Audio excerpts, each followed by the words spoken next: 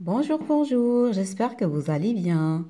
Alors, toujours dans le thème des textes pour se poser des questions, voyons voir cette nouvelle lecture. Ce nouveau texte, quand on plonge dans le faux, c'est pour de vrai.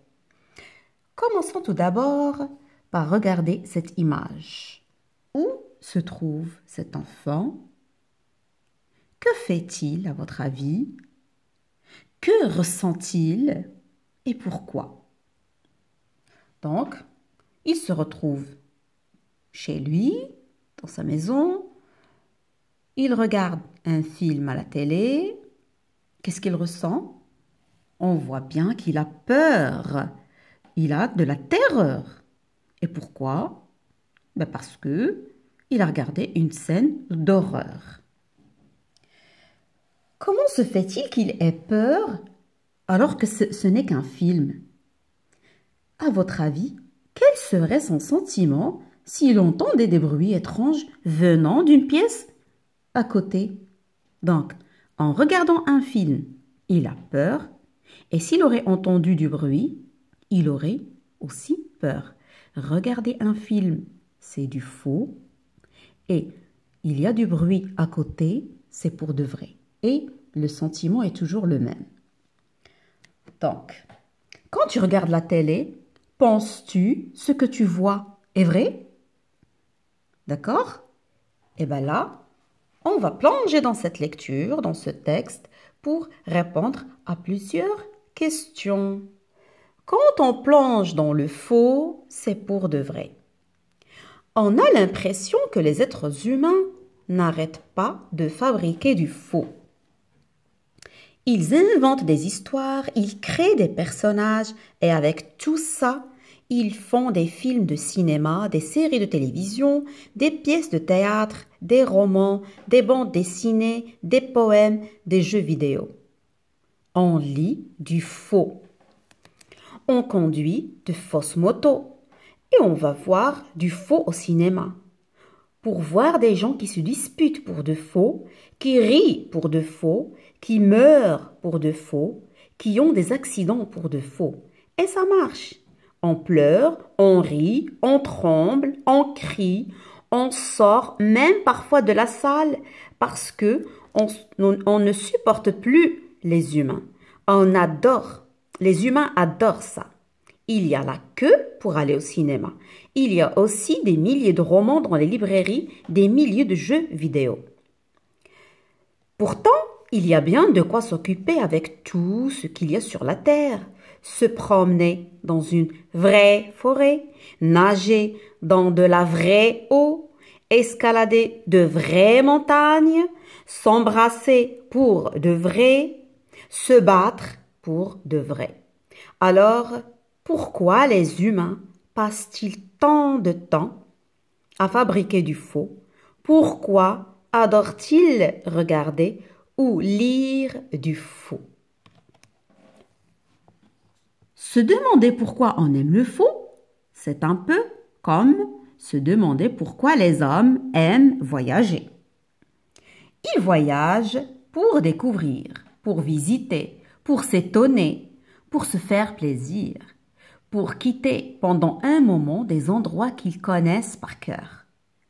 Passer du temps au cinéma, dans une bande dessinée, dans un poème, dans un roman, dans un jeu vidéo, c'est voyager dans un autre monde que le nôtre. Le pour de faux fait voyager les hommes dans un autre monde. En regardant ou en lisant du faux, on vole comme Superman, on rapétisse ou on devient géant comme Alice, on sauve les pauvres comme Robin des Bois, on est le plus fort comme Hercule, on rencontre un amoureux extraordinaire comme Blanche-Neige, on est sauvé d'une horrible belle-mère comme Cendrillon. En jouant aux jeux vidéo, on s'assied dans une voiture sans avoir de permis de conduire. On se voit rouler sur un grand écran. On appuie vraiment sur l'accélérateur. On freine vraiment. On a des accidents, mais sans se faire mal. C'est pour de faux. Mais n'empêche, on fait tout pour gagner la course pour de vrai. Pendant quelques minutes, on est devenu un pilote de Formule 1. Quand la voiture passe la ligne d'arrivée, on est épuisé, comme si on avait vraiment conduit. Voilà, quand on plonge dans le pour de faux, on y est pour de vrai. C'est pour cela que ça marche. Alors, on va expliquer un petit peu le texte.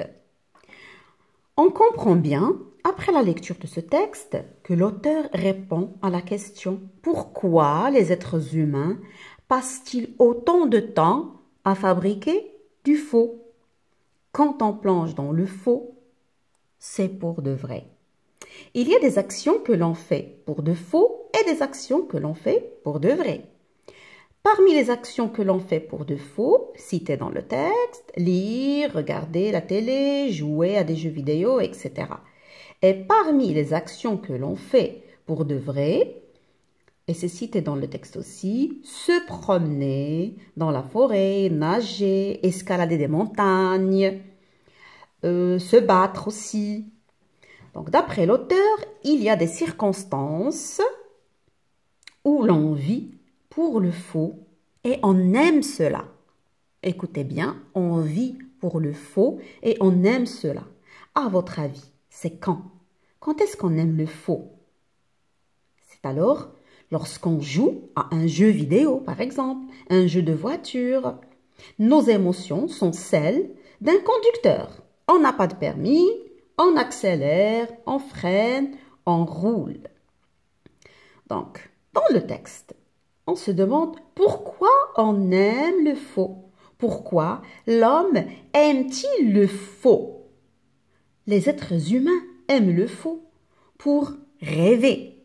Et c'est cité dans le texte. Pour rêver, pour s'étonner et pour se faire plaisir. C'est pour cela qu'on a comparé une activité faite pour de faux à un voyage. Et en voyageant, on s'étonne, on découvre, on se fait plaisir. On découvre aussi, dans le texte, qu'il y a des activités pour de faux et qui ont des avantages. Par exemple, voler comme Superman, sauver des vies comme Robin des Bois, rapetisser, devenir géant, être fort comme Hercule. D'accord? Se faire peur pour de faux. Se faire peur pour de faux. Écoutez bien. À votre avis, pourquoi on aime regarder un film d'horreur, par exemple, et se faire peur? Pourquoi? Eh bien, il a été prouvé que se faire peur permet de lutter contre nos inquiétudes, nos angoisses. Et cela permet aussi de tester nos limites, d'éprouver des sensations de peur, de terreur. Tu as la gorge sèche, le cœur qui bat. Et dès que cette peur est dépassée, elle laisse un souvenir plutôt amusé. On est rassuré là. Donc, le titre explique tout. Quand on plonge dans le faux, c'est pour de vrai. Voilà. Quand on vit une situation pour de faux, une situation irréelle, un film, un livre, un jeu vidéo, c'est pour ressentir des émotions comme si elles étaient vraies. Et voilà. J'espère que ça a été clair. Je vous remercie pour votre attention et je vous dis à la prochaine.